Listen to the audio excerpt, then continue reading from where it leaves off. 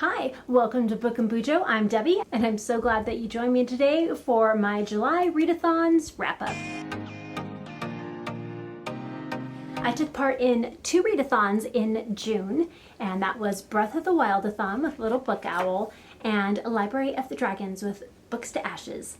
And I will leave those channels linked down below for you.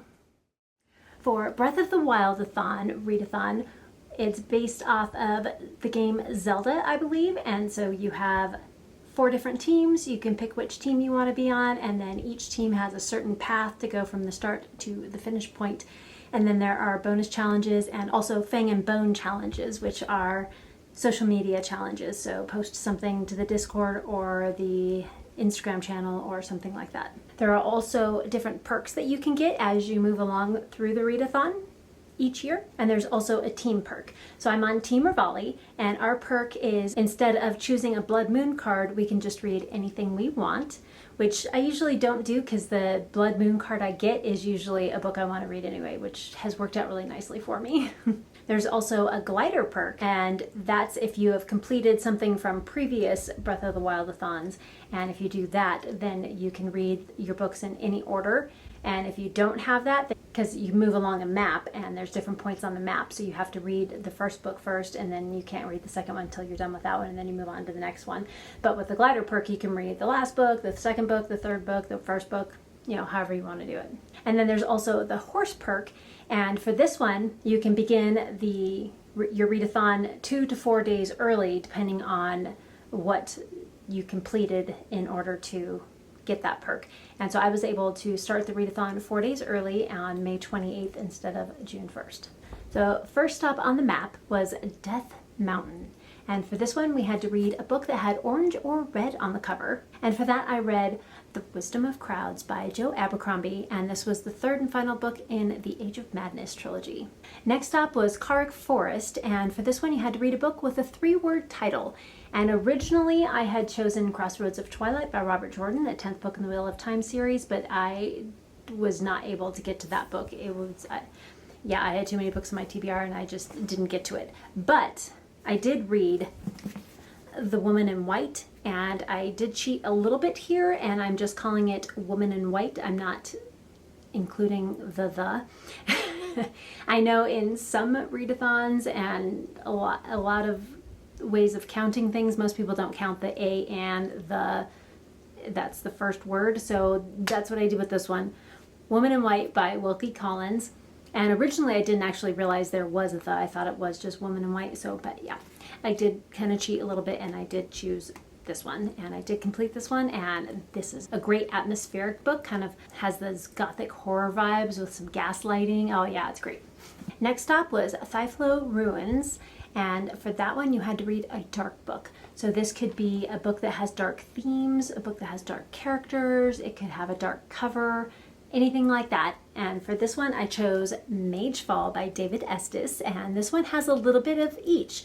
It's a dark cover, and it has a dark character, and there are definitely dark themes in here, so it counted for everything. And this is a great book, the 3rd book in the Kingfall Histories series. Next up was a Blood Moon card, and I did draw a card just to see what I would get, and I was either going to use that prompt or I would just read anything I want. But the prompt I got was to read a book with dragons. And actually Magefall had dragons, the one I just read, but instead I chose Unbound by Michael R. Miller, and this is the 2nd book in the Songs of Chaos series. And it is so good. I love going back and following with Holt and Ash again. The next spot on the map was Divine Beat va Medoh, and this was to read a book with air or a related word in the title, and I struggled with this a little bit. I found some books that could work, like that you could, if like spirit, you could think of as air, and maybe clouds, some of that kind of thing, but I still struggled finding books with that in the title. I then decided to go to my spreadsheet where I keep track of all of the Kindle books that I have, and I just did a search for the word air and just picked a book from there, and I read The Stones of Earth and Air by V.M. Sang, and I did read this one. And that took care of all of the spots on the map. Next up is the bonus challenges. So Hebra North Summit is the first bonus challenge, and that is to read the highest rated book on your TBR. And the actual highest rated book on my TBR was Wisdom of Crowds by Joe Abercrombie, but since I used that for another prompt, I went with the second highest rated book, and that was The Ship of the Dead. And this is the third and final book in the Magnus Chase and the Gods of Asgard series by Rick Riordan, and I loved that one. It was a good end to the series. And the last bonus challenge was Lomi North Labyrinth, and this was to read a book in an entirely new spot. So if you normally read on your couch, then you're going to go sit in a chair, or you're going to go outside, you're going to read in your bed, you're going to go to a coffee shop and read something other than where you normally read. And for this, I wanted to make sure I had something short just in case I needed to not be in that spot anymore. And that was The Picture of Dorian Gray, and the original story is by Orson Welles, and this is adapted by Ian Eddington. And this one is a cute graphic novel. I wouldn't say cute. It's a graphic novel form of The Picture of Dorian Gray, and I could have used this for dark too, because there's some dark themes in here as well. But it was really good, and it really does follow the original story really well, and you can get the basic gist of Orson Welles' original novel by reading this. If you're not sure if you want to read The Picture of Dorian Gray or not, you can check this one out and see if you'll like it. Last up was Rito Village, and this is the Fang and Bone challenges that you would go to the Discord every so often, and they would have different options on there. I was able to participate in 3 of the 4, I think there was 4, there might have been 5, I think there was 4, I did 3 of them. The first one was to take a photo of your favorite annotation tools and then post them on Instagram or in the Discord channel. And I did do that one. And the second one was really fun. So it was to share a non-spoiler, out of context quote from whatever book you are currently reading. And you could share that in the Discord or on Instagram, and I did that one as well. That one was really fun, reading through a bunch of the different quotes that are on there. Or when you walk in the middle of a conversation and you're like, what are you guys talking about? That's kind of what this prompt felt like. It was pretty fun. The third one that I did was, I can't remember exactly, I forgot to write it in my reading journal, but it was something about sharing a picture of whatever book you were reading, and so I did that one as well. So that is Breath of the Wild-athon complete. I think this is the 3rd or 4th main challenge that I've done, or main readathon that I've completed, and then she usually has a mini readathon once or twice a year as well. So it's been pretty fun this last couple of years. And now on to Library of Dragons readathon, and this is chapter 2. And there's also side quests, so you need to make sure you do the chapters in order. So I would do chapter 1 and then the side quest and then chapter 2, and then there's going to be a side quest coming up after this before chapter 3 comes in. And you can really do them any time of the year. So if you are just finding out about the Library of Dragons readathon for August, you could do chapter 1, and then maybe in September you can do the side quest, and then October you can just keep going through until you're caught up. And it's super fun and a chill, relaxed Dungeons and Dragons style readathon. You do need to pick your character and your realm and all of that fun stuff. So my character is a half blood elf, half druid, and her name is Anator, which means protector of the forest. And she is a gentle rider that loves the earth. And her element is earth, and she comes from a kind of a tepid realm. It's not super warm, but it's not super cold either. And then her dragon is Quizzery, which means champion of the queen. And she is a green dragon, so a dark green dragon with light sage green accents. Quizzery is a female, and she is about medium size, so she's about 5 foot-ish, somewhere in there. She can hold one rider as long as they're not too big. And she does have 2 scars from previous battles. One is near her left eye, and the other one is on her right back leg.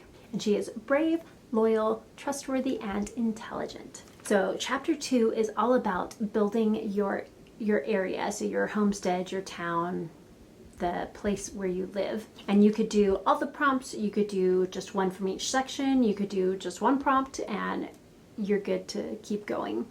And you know me, overachiever, I did all the prompts. So to start with is your homestead. Now this one, there's 3 different options, but you can only choose one. You can't have 3 different homesteads to start out with. Maybe as the readathon moves forward in different chapters, you can upgrade to different homesteads. So I decided to go ahead and go with the lowest level and the humble homestead. And that was to do a reread. And so I chose The Exile, which is the book that comes after the second book in the Bound and the Broken series by Ryan Cahill. I did get that one read. So next up is the buildings in your area. You can have a castle, a school, and or some barracks. So for a castle in the area, you need to read a book that features royalty. And for that, I read Empress of Salt and Fortune by Ningbo. And I did finish that one. And this is the first book in the Singing Hills series. Next up was a school. And that was to read a book with a school setting, and I read The Atlas Paradox by Olivia Blake. And then for barracks, you need to read a book that features violence, war, fighting, battles, etc. And for this, I read The Wisdom of Crowds by Joe Abercrombie, the third book in the Age of Madness series. Next up, taverns. This is one of those that you need to kind of think about before you make a decision to see which of these businesses you would like to have in your town, because it may affect future choices. So either have a traditional tavern, a cafe, or a hideout. For a traditional tavern, you need to read a popular or a hyped book, and for that I read Iron Flame by Rebecca Yarros, the second book in the Empyrean series. For a cafe, a book that reminds you of your favorite baked goods, drinks, cafe, etc. And for that I read Legends and Lattes by Travis Baldry, the first book in this series. And just like a little cafe with a bakery in it, just, yes, all the vibes. Lastly, a hideout, a book that contains misfits, crimes, hidden motives, or rebellion. And I actually read many books that would fit this prompt. And also, you could double, triple, quadruple up. If you find one book that fits all the prompts, then you can totally do that. So I did double up on some. I tried not to double up on any in the same category. So for Tavern, I would read a different book for each of those 3 prompts, but the books for those I may read for my homestead or monuments or libraries or the other categories that are in here. For this one, there are many ones I could choose. I could choose The Woman in White. I could choose Wisdom of Crowds. I can choose Unbound, which I read for another prompt, as well as Magefall, which I had for the Breath of the Wild-athon already. But I decided to go with Swordcatcher by Cassandra Clare, and this is the first book in the Castavalian Chronicles. Next category is library and museums. And for this, you can have a magical, a hidden or secret library, or a personal one. For a magical library or museum, you need to read a book that features magic, and for that I read Swordcatcher by Cassandra Clare, which is the first book in the Chronicles of Castellone series. And for a hidden or a secret library, you need to have a blind pick, and for that I chose Unbound by Michael R. Miller, the second book in the Songs of Chaos series. So I put some books in a spinner wheel thing, and this is the one that came up. And for a personal library, you need to read a book from a series that you've been meaning to get to. And for that one, I chose The Ship of the Dead, the third and final book in the Magnus Chase and the Gods of Asgard series by Rick Riordan. I have been needing to finish this book for a couple years now. It's just been sitting there on my Kindle, just waiting to be read. So I completed the prompt and I completed a series. Next up, monuments. So an animal or a dragon monument, you need to read a book with your dragon's vibes. And for that one, I read Unbound by Michael R. Miller, the second book in the Songs of Chaos series. There is a kind of foresty dragon in this book, and so that was great. Originally, I was going to choose Magefall because there's definitely a lot of different dragons in that one, but Unbound worked much better for that prompt. For a personal monument, you need to read a book that was published at least 10 years ago, and for that I read The Woman in White by Wilkie Collins, and this was published in the 1800s, so definitely over 10 years ago. And then for a fountain, you need to read a book where the cover stands out to you, and for this one I read Wintersmith, which is the 35th book in the Discworld series by Terry Pratchett, and that was so cute. It was, I think, the third book in the Tiffany Aching series. Definitely a fun one. And a very cute cover. I really liked the cover. Next up, temples. Do you have ruins of temples? Do you have maintained temples, or do you not have any at all? So this is another one that I was like, oh, can you have all 3? can you only choose one? But she said, Books to Ashes said there was only the Homestead that you could only choose one. So I assumed maybe you have Thyphlo Ruins in one part of your land, you have a nice maintained temple in another part, and maybe another section of your land you have no temple. So that's kind of the assumption I went with. And for Ruins, you need to read a book that features redemption, betrayal, rebuilding, or something broken. And for this I read The Wisdom of Crowds, the third book in the Age of Madness series by Joe Abercrombie. For Maintained Temple, you need to read a book that features religion, gods, beliefs, or mythology. And for that, yep, I read The Ship of the Dead, Magnus Chase and the Gods of Asgard, book number 3, and by Rick Riordan. And for No Temples, you need to read a book that you know little or nothing about. And for this one, I chose Big Magic by Elizabeth Gilbert. And this one was the book club pick for the BuJo Buddies book club. And I didn't know anything about this, and I didn't know anything about the author. I didn't realize that the author was the same one that one of her books was made into a movie. I didn't realize that at the time, but I know that now. But it was really good, and I did complete this prompt. Then lastly, we have merchants. So do you have markets? Do you have shops? Do you have a black market? Kind of fun. So for a market, you need to read a book that features joy, celebration, culture, etc. And for this I read How I Became the Fittest Woman on Earth by Tia Claire Toomey, and there was definitely a lot of joy and celebration in this one since she did win the CrossFit Championship first time in 2017. Then for shops, you need to read a book that you have recently acquired, and for this one I chose Swordcatcher, the first book in the Chronicles of Castellone by Cassandra Clare. Then Black Market, you need to steal a book off of someone else's TBR, and for that I chose The Serpent and the Wings of Night by Carissa Broadbent, and this is the first book in the Crowns of Nyaxia series. And then lastly, you get extra points if half, so 50% of the books that you read for the Readathon contained diversity. And I am happy to say that they did. I only had 3 books that did not contain diversity. 2 of them were nonfiction, and most of those are about a single person or it's about a concept. So I don't expect those to have diversity in it. That was Big Magic and How I Became the Fittest Woman on Earth. I didn't count those. And also The Woman in White, I did not count this because that didn't really, most classics don't have a huge diverse population in the book, or even you don't really get a lot of disabilities. There is some mental health rep in this book though, I do have to say, but it's a little more iffy on this one, so I didn't count that one either. But otherwise, all of the other books in my TBR definitely contained diversity of some kind. Some of these books have blindness, some of them someone's missing a leg, you know, we have a lot of little things like that, which is great. I love that they're putting like real people in stories about things that really happen in life, which is cool. And this means that I completed both of my readathons, and I went a little overboard with Library of Dragons, but I did get all of those complete, which is great and makes me quite happy, brings a smile to my face. I love it when I get to check off boxes and say I did things.